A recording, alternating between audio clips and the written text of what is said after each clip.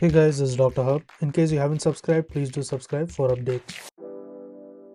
Laryngeal mask airway, we are looking at the LMA and the indications as well as the contraindications.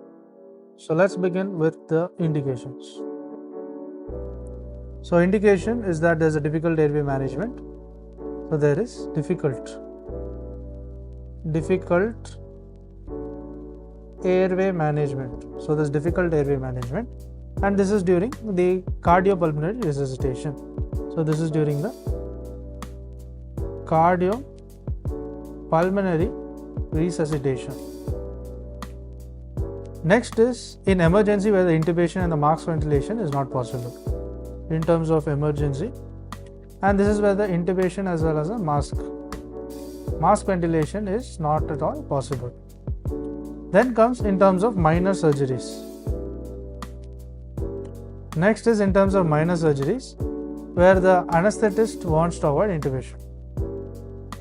So the anesthetist to avoid intubation. Next is to conduit for bronchoscopes as a conduit, and this is for the bronchoscopes. Small size tubes. Then comes the gum elastic bogies.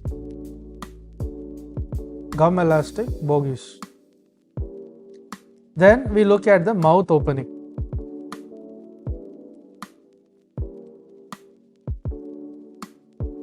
So mouth opening, if you see, it will be less than 1.5 centimeters. Now let's move on to the contraindications.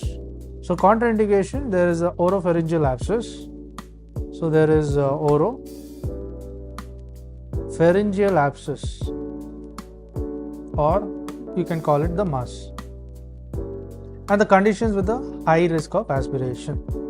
So which have high risk of aspiration. So this can include, there is a hiatus hernia. Next is they can be due to the pregnancy. In terms of full stomach patients, so full stomach patients who are vulnerable to go into bronchospasms. Next is low pulmonary compliance.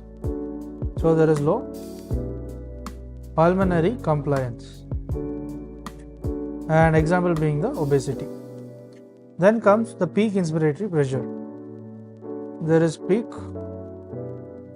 inspiratory pressure, and this will be greater than 30 centimeter of the H2O. To learn and grow daily like this, please do subscribe.